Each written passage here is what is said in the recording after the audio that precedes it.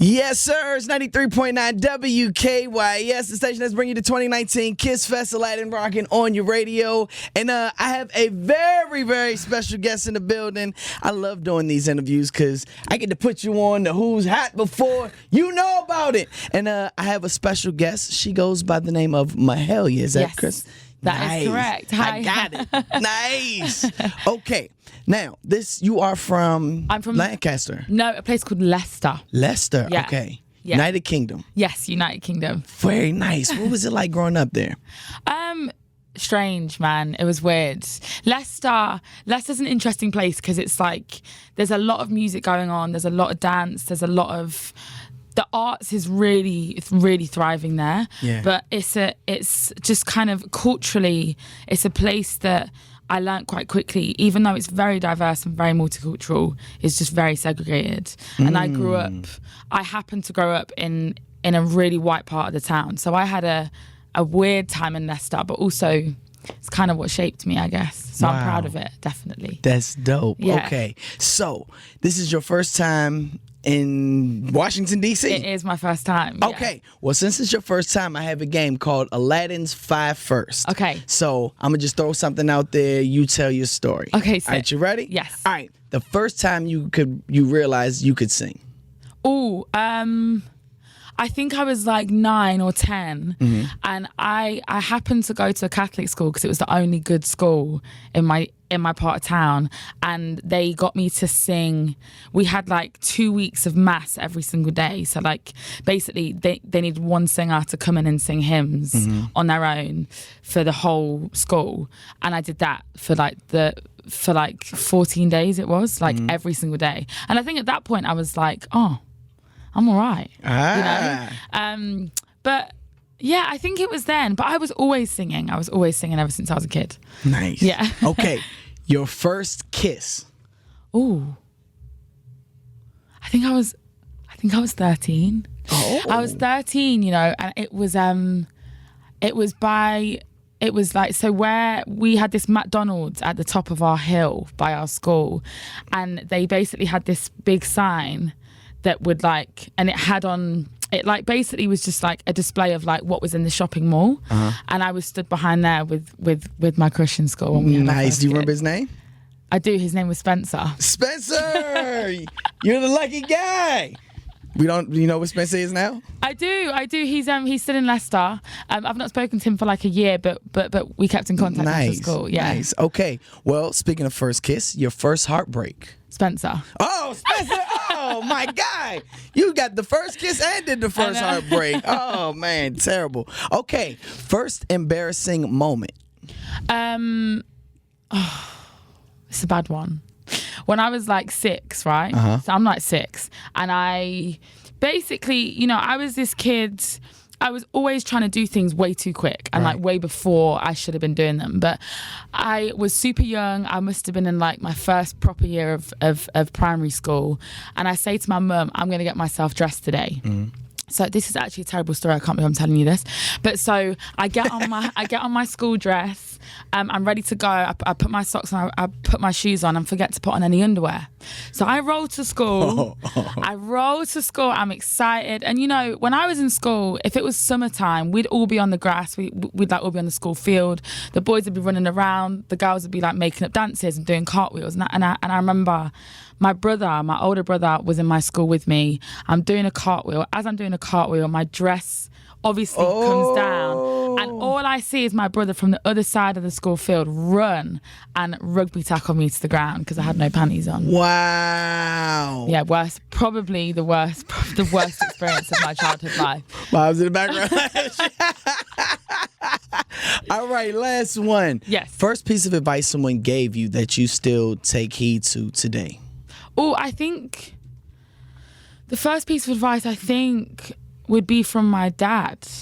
What did he tell you? As I said, because I grew up in a strange situation, my dad's whole thing, 2 pieces of advice really. The first one was just that I had to work twice, triple as hard as my classmates. And also the second thing was just never to expect anything from anybody, which I still now use with me and I tell people. So my dad is a amazing man. Nice. Yeah. Nice. Speaking with Mahalia right here, 93.9 WKYS. Now, going back to 13. Yes. You actually got your first deal at 13? I did. How was that being signed as a kid? Do you know, it was strange because when I was young, I didn't really understand what it was. Right. I had no real idea as to what it meant to be signed to a record label. So I think maybe in the beginning I was a little bit naive and I didn't take it so seriously. Right. But I think when I got to like 15, 16 and I was a lot more aware, I definitely felt the pressure of it. It was just this really big, strange whirlwind because, you know, again, being from a small town, not being from London, right. It was kind of unheard of at the time. So yeah, it was crazy for me, but I didn't really understand it. Right. Did you learn anything? Did you work with anybody that you look back on it? Yeah, so right in the beginning, I was working a lot and I was kind of in and out of London, down to London, back to Leicester to work with people and I was writing and I was doing shows. And then I basically, when I got to like 16, so by this point I'd been signed for 3 years, and the idea was I either left school and kind of pursued a career in music then, or I stayed in school. And I stayed in school because I think I was probably a bit stubborn because I just wanted to I wanted to be a teenager. I wanted to live my life. I wanted to go to the party. That's great. Yeah. So I stayed in school, finished my exams. And then when I was 18, finally did the move and I moved to London and started. That's very smart because, you know, you see so many people that rush, that want to jump into superstardom, you know, so the fact that you got to enjoy your life in your school. Yes. You know, so I know a lot of people like, I wish I would have just graduated high school. So, no, I think that's very dope. So now we're here. Yes. Atlantic Records. Okay. Yeah. You have this wonderful masterpiece that you just put out. I'm going to start here. What does love mean to Mahalia? Love. Oh, God.